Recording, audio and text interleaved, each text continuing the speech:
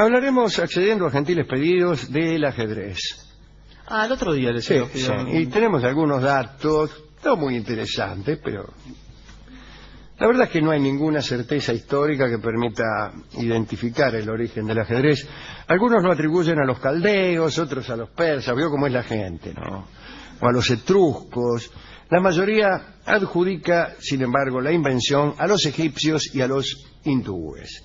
Parece que el juego tenía un origen sánscrito, es decir, de la India, pero sánscrito. Su nombre originario era Chaturanga. Es mucho mejor ajedrez. Chaturanga. Sí, si mi hermana se fuera a jugar al Chaturanga con un señor, sentiría una inquietud que no es la misma que siento cuando se menciona el ajedrez. Parece que en sus orígenes este juego se jugaba de a 4. ¿Cómo puede ser? Si el tablero tiene... Había dos compañeros y dos compañeros que discutían las estrategias al oído, y a veces había unos asistentes que levantaban un velo negro para que los socios pudieran discutir sus estrategias con mayor libertad. Lo que sí se sabe es que el ajedrez tuvo, desde hace mucho, versiones distintas según los pueblos. En China el ajedrez se originó allá por el 500 a.C., año en que parece que el juego fue llevado a la corte del emperador Wuti. El ajedrez chino era igual al que conocemos, pero con una salvedad. Los 64 casilleros y también las fichas eran todos del mismo color. Estaba dividido el tablero en dos mitades de 32 casillas, pero cada mitad estaba separada por el dibujo de un río que atravesaba el centro del tablero, y había también en el centro de las dos filas de fichas unos casilleros, un enclave con 4 casillas que se llamaba la ciudadela. Extraordinario, ¿no? Las fichas chinas eran redondas y sobre ellas se grababa y pintaba el nombre de cada una en chino, naturalmente. No se colocaban en el centro de las casillas, sino casi en la línea divisoria. Y estaba el rey, había 2 princesas, unos elefantes, caballos, carros, tiracuetes, ¿qué tal? Y los peones. Los elefantes, por ejemplo, que vendrían a ser los actuales alfiles, ya que alfil quiere decir en árabe el elefante. Bien, no podían cruzar el río porque se suponía que los puentes existentes eran muy endebles y permitían el paso de personas y aún de caballos, pero no de elefantes. Está bien eso, ¿eh? En el Japón, peor todavía. Las figuras eran más extrañas. El leopardo cruel, el carro del incienso, el carro que retrocede, ciervos, toros, halcones y águilas. Y aparecía también el estratega de las piedras preciosas, que no era otro que el rey. Es uno de los tantos nombres que el rey tiene, ¿no? El señor de los anillos, etc. Este juego era muy popular cuando llegaron los primeros europeos al Japón, usted sabe, allá por el siglo XVII. Con el tiempo creció tanto el entusiasmo que en 1768 se construyó un edificio en Japón para los jugadores que más sobresalían. Allí vivían, se les garpaba todo y se creó el cargo de jugador profesional de ajedrez. Extraordinario. Titular era jugador de ajedrez, pero también funcionario del Estado. Los árabes tenían una clasificación en categorías de jugadores. Eran 5 categorías según su habilidad. Cuando un jugador alcanzaba la primera de las categorías, llamada al-hat, grandeza, debía dar ventajas. Los buenos te daban un caballo, una torre o alguna otra pieza de ventaja, porque no te ganaban, ¿no? Se dice que el califa Harún al-Rashid, amigo de este programa, Aarón el ortodoxo, quiere decir Harún al-Rashid, le digo yo que manjo mucho el árabe del interior. Es rara la...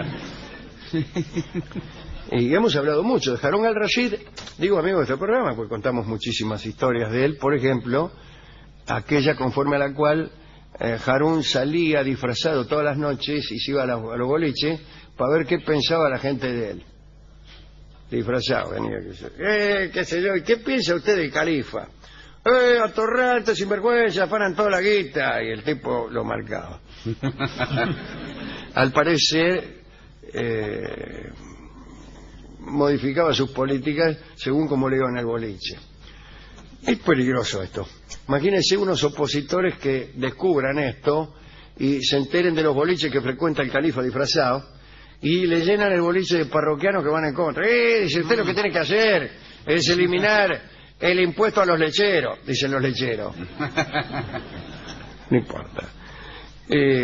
Había también, en una época, juegos de ajedrez vivientes, todavía hay. La primera partida viviente se jugó en la India a principios del siglo XVI. Como piezas se usaron elefantes de verdad, camellos, caballos, soldados, etc. Los reyes de aquella primera partida eran el propio emperador Akbar de la India y un rajá invitado por el soberano. Qué curioso, ¿no? Invitar a un rajá. Es un título que no propicia la invitación. Bien. Akbar, el emperador, recibía la información de la ubicación de los adversarios con un ayudante que veía todo el tablero desde un balcón, y entonces él ordenaba los movimientos pertinentes. Las crónicas no dicen quién ganó, es realmente un engorro, ¿no? Imagínense. Sí, aparte de la gente que quietan cada uno en su cuadrilátero, que le ordenaban es un aburrimiento, un embole total. Los peones diciendo, che, ¿cuándo me van a volver a mí? Dice, no, vos no, flaco, el otro. Estoy de las 10 de la mañana, acá, loco. Y si el caballo se al rayo del sol, imagínense. El caballo se inquieta además también. Sí. En la ciudad italiana de Mársica, es verdad, el caballo, ¿cómo haces? Se jugó desde el 12 de septiembre de 1554, con carácter anual y durante muchos siglos, una partida de ajedrez viviente todos los años.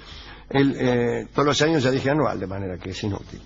El origen se hallaba en una historia de amor. Parece que la hija del gobernador, Leonora Aparicio, que marcaba 1.35 la milla,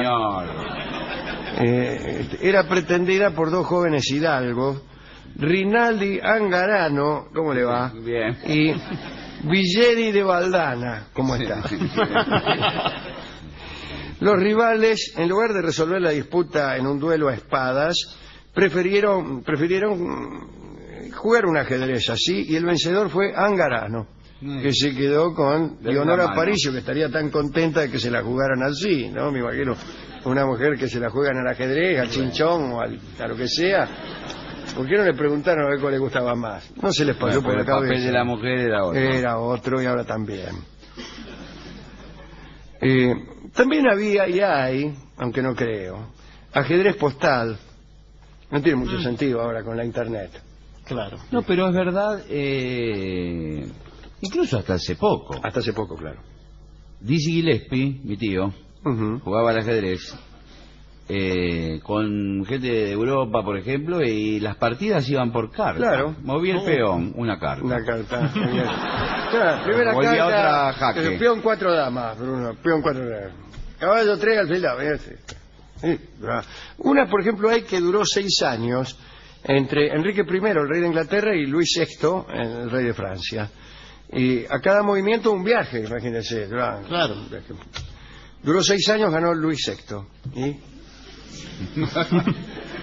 Federico el Grande, el famoso rey de Prusia, fue un extraordinario aficionado al ajedrez y utilizaba sus correos reales en el juego con ministros, gobernadores de sus provincias, y tenía en un salón todos los tableros, como si fueran simultáneas, con las partidas que tenía pendientes con sus corresponsales, ¿no? Bien. Excelentes ajedrecistas de la historia. Le hago una pregunta. Esa gente que jugaba así, de esa forma tan aireada, ajedrez, ¿mantenía los tableros todo el tiempo con la jugada? Sí, claro. En una parte del rincón del comedor o en algún lado, el tablero con la y jugada. sí, igual 6 años. O en un papel. Tampoco lo va a tener ahí, un papel, aunque sea, porque si no te meten la mula. Te meten la mula. Jaque, dice el tipo por acá, te mandó una carta. ¿Qué jaque si...? No, que entendí mal, dice el otro. No, si vos estabas acá, no, yo estoy acá. ¿Cómo y cuándo la moviste? El año pasado. Pero no ves que se antes de las vacaciones. Qué confianza en el correo, además, Claro, ¿no? Que no se además, pierda sí. una carta. Nombro grandes ajedrecistas de la historia. Digo, no ajedrecistas profesionales, sino personas destacadas de la historia que han jugado muy bien. Balzac, Goethe, Ibsen, Nabokov, mira vos, Edgar Allan Poe, Don Miguel de Unamuno, Schopenhauer, Leibniz, Voltaire, Rousseau, Carlos Marx, Engels, Eric Satie, nuestro amigo Eric Satie, el de los trajes, Ferdinand de Saussure, Ramón y Cajal, Enrique IV de Francia, otro amigo de este programa, Lenin, Lincoln, bueno, Napoleón, Robespierre, Fernando el Católico, Martín Lutero, en fin. Y ¿Usted llegó a conocer a Bobby Fischer? sí, El gran campeón de ajedrez. Sí, uno de los mejores, quizá el mejor de todos los tiempos. Sí. Según decía Carrizo, mi amigo, ¿no? Y cada vez que hablamos de ajedrez me gusta recitar este poema de Borges, que está muy bien. Tenue rey, sesgo alfil, encarnizada reina, torre directa y peón ladino. Sobre lo negro y blanco del camino buscan y libran su batalla armada.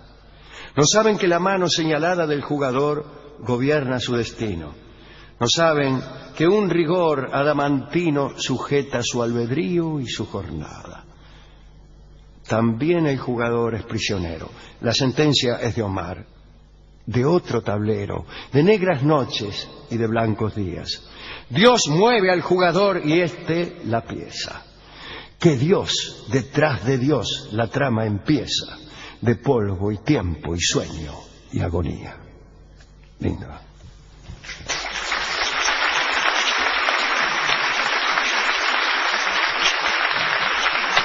Hemos ido a la discoteca y el discotecario está jugando al codillo. Sí, Según eso yo quiere, es un acuerdo. juego muy superior al ajedrez.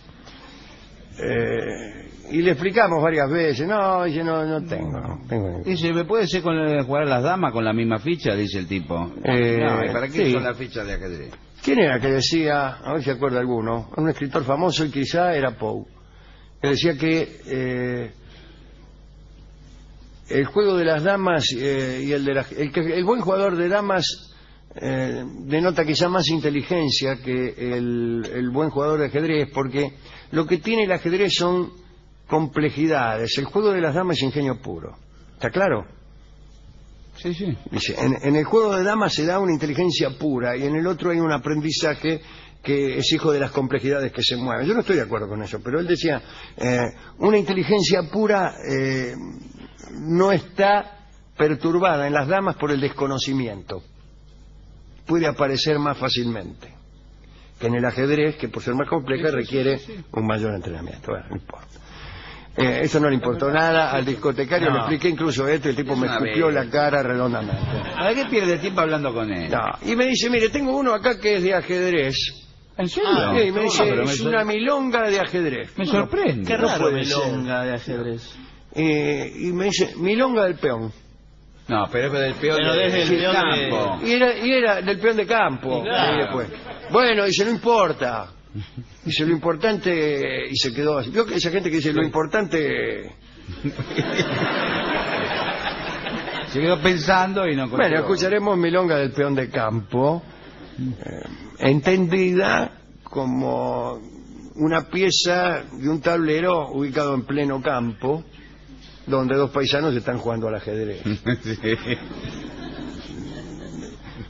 Me da un poco de vergüenza no creer en ese inciso.